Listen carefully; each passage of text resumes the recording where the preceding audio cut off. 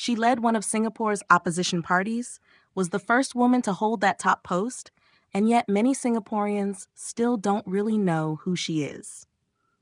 Hazel Poa, a former non-constituency member of Parliament, quietly stepped down from the Progress Singapore Party's Central Executive Committee on July 5th this year, ending another chapter in a political career marked by bold, principled decisions and a steady commitment to public service.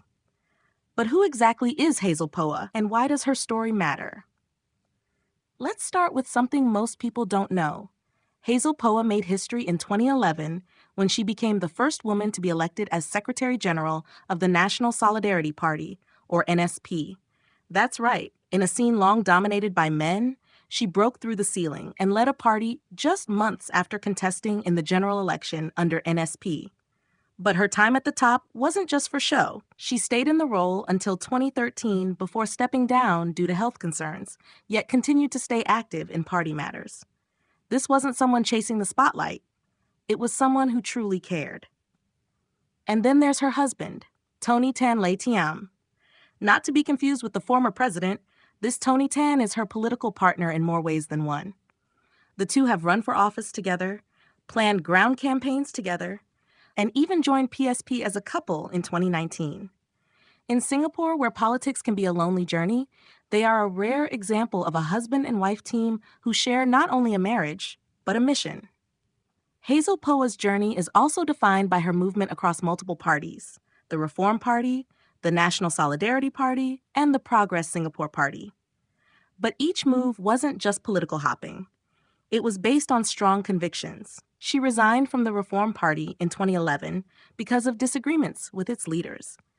She then left NSP in 2015 when the party insisted on contesting Macpherson SMC, leading to a risky three-cornered fight. For Poa, politics was never about staying loyal to a brand.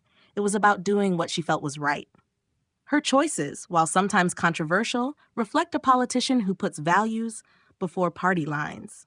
Before all this, Hazel Poa was already known as a high flyer. A PSC scholar, she graduated from the University of Cambridge with first-class honors in mathematics in 1992. That's no small feat. She then joined the civil service and later worked in the financial sector.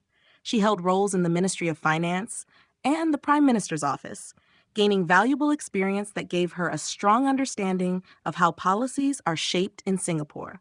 When she entered Parliament as an NCMP, that insider knowledge became a powerful tool. But perhaps the most personal and touching part of her journey lies outside politics. Hazel Poa is a mother, not by birth, but by choice. She and her husband adopted 2 boys after they were unable to have children of their own. She has spoken openly about how adoption was one of the best decisions of her life. And she has encouraged others to embrace adoption, as long as they're ready to love the child as their own.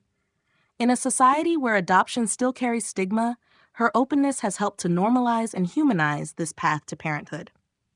So while Hazel Poa may not be known for fiery speeches or headline-grabbing controversies, her journey tells a deeper story, one of quiet strength, sharp principles, and consistent public service. As she steps back from the PSP's Central Executive Committee, what will her next move be?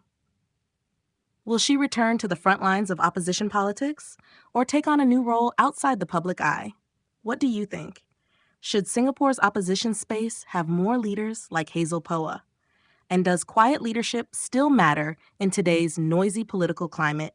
If you find this interesting, don't forget to like, share, and subscribe to our channel, 2230.